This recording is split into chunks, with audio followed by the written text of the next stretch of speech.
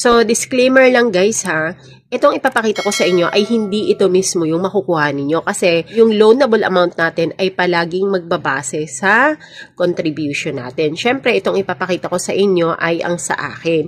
Ako kasi, kalulone ko lang ng Pag-ibig Multipurpose Loan. And then, nag-try ako mag-check sa aking virtual Pag-ibig online account kung qualified ba ako for calamity loan. Since ang Caloocan City is under state of calamity, ang payment ko ng MPL ko is magsisimula pa lang siya. So, ganito yung computation. Pero hindi lahat magiging ganito.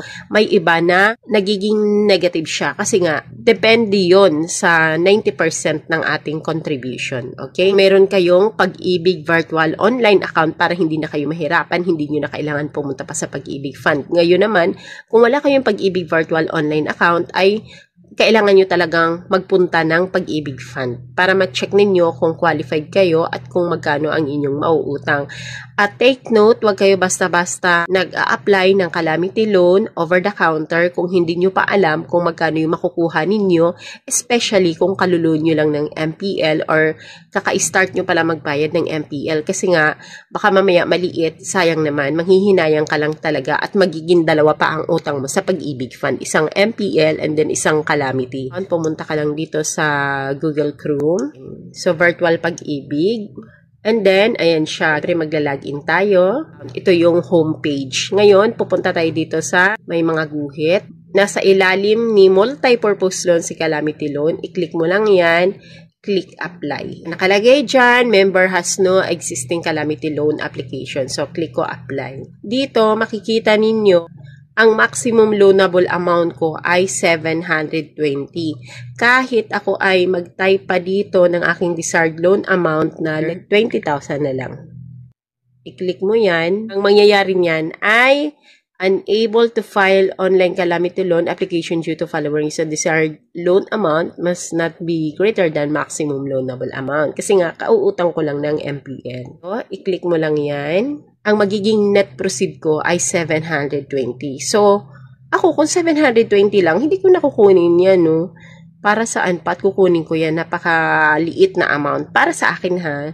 And then, ayan kasi siya, guys. So, yung MPL natin at saka calamity, palaging 90% yung kinukuha. So, bakit kinakaltas ang existing MPL natin? Kasi nga, ang computation nito is 90% lang. So, yung total savings ko, ayan, 48,727.54.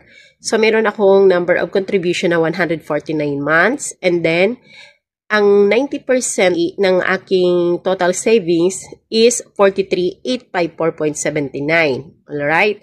Ang multi-purpose loan ko ay 43,134.79. Yan yung net proceed ko nung nag-loan ako ng MPL. So, ang computation yan, para makuha yung 720 na calamity loanable amount ko, 90% ng total savings mo minus MPL, yun ang makukuha mo or ibibigay ni Pag-ibig sa'yo as loanable amount mo sa calamity. So, bakit ganun yung computation ni Pag-ibig Fund? Kasi po, ang calamity kasi natin, wala siyang nakaalat na amount kung magkano. Hindi katulad sa SSS na nasa 20,000 kung nasa above minimum yung contribution mo or mataas yung contribution mo. Ito kasi yung Pag-ibig natin, isa lang ang pinagkukuhanan, yung sa total contribution natin. Kaya akala natin ang multi-purpose loan na outstanding balance, kapag kinaltas yan dyan sa 90%, ay magsi-zero na tayo sa ating MPL.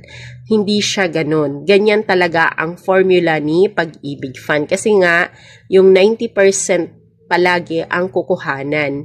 Wala nang kukumputin kasi na 90% sa ating calamity dahil nga napunta na ito sa ating MPL. Kaya ang gagawin lang talaga is yung 90% na na-approve sana sa'yo at buo mo itong makukuha kung wala kang outstanding loan balance.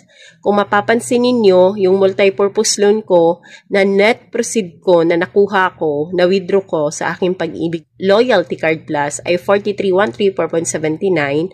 Hindi siya tugma dito sa 43 kasi may balance pa ako that moment. Kasi hindi pwede na ito ulit magkukompute si Pag-ibig Fund para sa calamity mo. Dito talaga siya. 90% ng na-approve sa'yo sa MPL and then minus sa outstanding balance mo. So, sana na-gets nyo, no?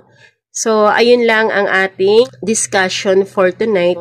Ako, since hindi ko to igugo dahil masyadong napakaliit na amount, hindi ko siya itutuloy. Okay? Pero kung kayo gusto ninyong magtuloy kahit ganyan na amount, i-click nyo lang yung arrow down na yan and then i-click nyo yung Pag-ibig loyalty card number nyo, which is registered na siya dyan, Matic. And then, i-click nyo lang itong box na to. Ayan. And then, pag na-click nyo yan, click submit. And then, once na ma-submit na yan, mag-aantay ka na lang ng pag-certify ng inyong mga employer. Matic na ma-submit yun kay Pag-ibig Fund. And then, i-review nila. And then, once na ma-review na, ma-approve ay mapuproceed na yun sa yung Pag-ibig Loyalty Card Plus. Sana po nag-gets ninyong lahat. And then, thank you everyone. Good evening and God bless.